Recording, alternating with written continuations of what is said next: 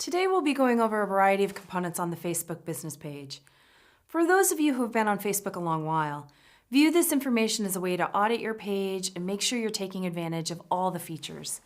Pages are Facebook's equivalent of a business profile. Pages look similar to profile pages, but show specific information only applicable to businesses, organizations, and causes. While someone connects with a profile by adding them as a friend, you connect with a business page by liking it and becoming a fan. A business page is different than a personal profile, which is made for individuals. Do not create a personal profile for your business, or you run the risk of getting it shut down by Facebook.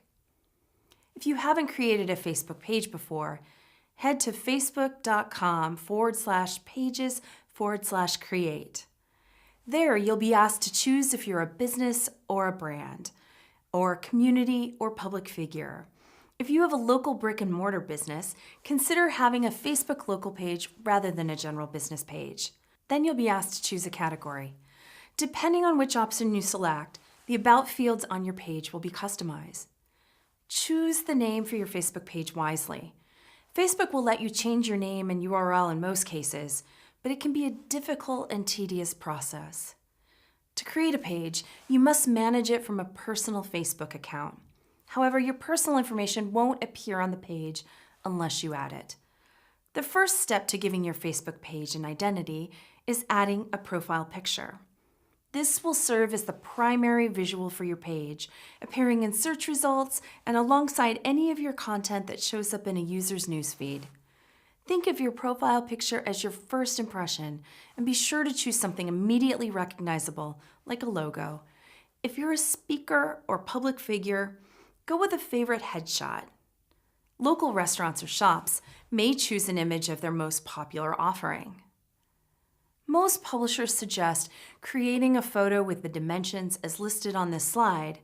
However, increasing this slightly will help maintain quality. If you don't upload an image that's already square, you'll be prompted to crop. Next, Facebook will suggest you add a cover photo. A cover photo is the large horizontal image that spans the top of your page.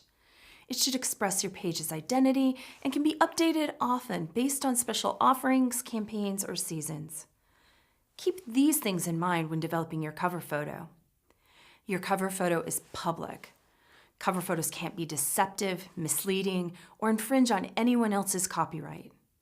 You can't encourage people to upload your cover photo to their personal timelines. To upload a cover photo, click the Add a Cover Photo option in the Welcome menu. The official dimensions of a cover photo are pictured here. However, if your photo is not exact, you'll have the option to drag to reposition the photo. It's also a good idea to include a sentence of text and a link in the description if you're promoting a specific campaign in your imagery. For example, I'm also a novelist, and I use my cover photo to promote the button to shop for my books. Finding the right balance between a cover photo that is both visual and simple can be a challenge.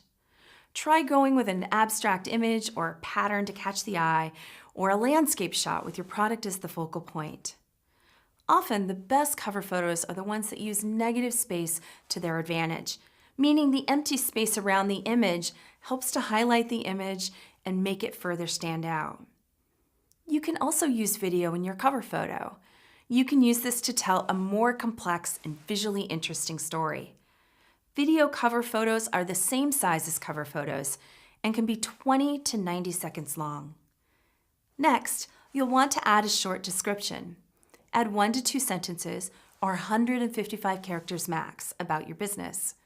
This description will appear both on your page and in search results, so keep it descriptive yet succinct.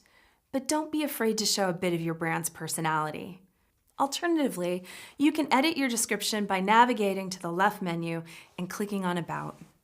There you'll find the option to include a phone number, website, email, mission, and more. The last step on the Welcome menu is to create a username for your page. You can do this by clicking on the link below your name on the new page. Once you create this page, your username will appear in your custom Facebook URL, also known as a vanity URL, to help people easily find and remember your page. You'll have 50 characters to come up with a unique name not being used by another business. Keep your page's unique URLs handy.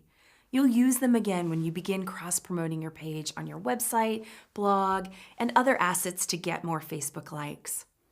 If you manage a page that has a large US audience, you may be asked at some point to complete an authorization process in order to continue to post. This will make it harder for people to administer a page using a fake or compromised account. Authorization means that you will need to secure your account with two-factor authentication and confirm your primary country location. If a page manager requires authorization, you'll receive a notice at the top of your newsfeed to begin the process. You will not be able to post to your page if you don't complete the process. We've finished the 4 steps from Facebook's welcome menu, but there's still one thing you can do to make it easier to get to your business page. Every Facebook user has a vertical navigation bar to the left of their personal newsfeed. By adding your page as a shortcut here, you'll always have easy access. Go to your newsfeed. In the left vertical navigation next to shortcuts, click on Edit. You can see that I added the link to my author page on the left side, so I can easily access it from my Facebook page in the future. Now you have your Facebook page set up and ready to go.